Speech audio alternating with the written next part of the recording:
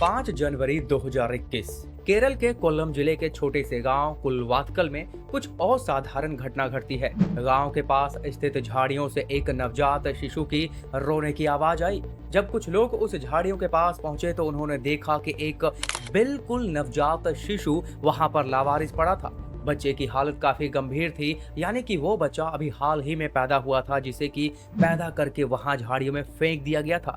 लोग अब उसे उठा करके अस्पताल लेकर के जाते हैं क्योंकि उसकी हालत काफी नाजुक थी, पर अफसोस बच्चे की जान नहीं बचाई जा सकी। जी हाँ, हम बात कर रहे हैं उस फेसबुक डेथ प्रैंक की, जिसने एक नहीं दो नहीं बल्कि तीन जानें ले ली और एक घर तबाह करके रख दिया। प्रैंक की वजह से 2 लोगों ने आत्महत्या कर ली और एक नवजात की जान चली गई। तो फिर क्या था वो प्रैंक? आज हम वही डिस्कस करने वाले हैं। इस वीडियो को देखने के बाद आपको ये तो समझ में आ जाएगा कि आखिरकार एक प्रैंक करना भी कितना घातक साबित हो सकता है। तो फिर स्वागत है आप सभी। खैर, जब उस बच्चे का मामला पुलिस तक पहुंचा तो पुलिस ने तुरंत उस मामले की जांच शुरू की। पूरे गांव भर में छानबीन की, लेकिन उस बच्चे की मां का पता नहीं लगाया जा सका। हालांकि यह तो स्पष्ट हो चुका था कि बच्चे की मां उसी गांव की हो सकती है, क्योंकि उस दौरान बाहर का ना तो कोई व्यक्ति या महिला आए थे जो कि ये कहा जा सके कि उन्होंने वहां पर उसे लावारिस छोड़ दिया हो। जिसके बाद पुलिस ने डीएनए जांच का सहारा लिया।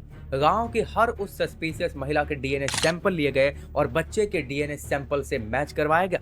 फिर कुछ हफ्ते बाद पुलिस ने चौंकाने वाला खुलासा किया कि बच्चे की मां कोई और नहीं बल्कि उसी गांव की रहने वाली रेशमा थी। इस खबर ने सभी को हैरान कर दिया, खास करके रेशमा के परिवार और उसके पति के तो होश उड़ गए।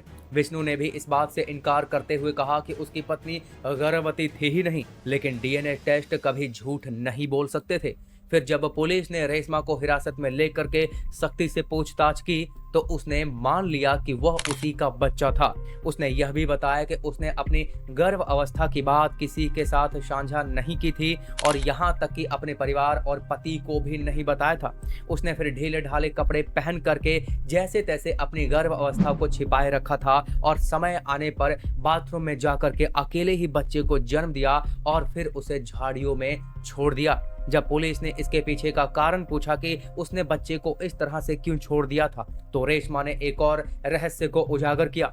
उसने बताया कि वह फेसबुक पर एक आनंदू नाम के व्यक्ति से संपर्क में थी और उससे प्यार करती थी और दोनों के बीच में काफी गहरा रिश्ता बन चुका था। यह रिश्ता सिर्फ चैट के माध्यम से ही था और उन्होंने कभी एक दूसरे से मुलाकात तक नहीं की थी। जब उसने आनंदू को बताया कि वह गर्भवती है तो आनंदू ने कहा कि वह बच्चे की जिम्मेदारी नहीं ले सकता है। उसने रेशमा से कहा कि अगर वह उनके बीच आने वाली समस्या को ही हटा दे तो वो उसके साथ शादी करने को तैयार है। आनंदू के अंधे प्यार के चलते रेशमा ने अपने बच्चे को अकेले जन्म दिया, वो भी बाथरूम में, जिसके बाद झाड़ियों में अपने ही बच्चे को मरने के लिए छोड़ दिया। वह आनंदू के प्यार में इतनी खो चुकी थी कि उसे सही गलत का फैसला करना ही नहीं आया और उसने इस घटना को अंजाम दे दिया।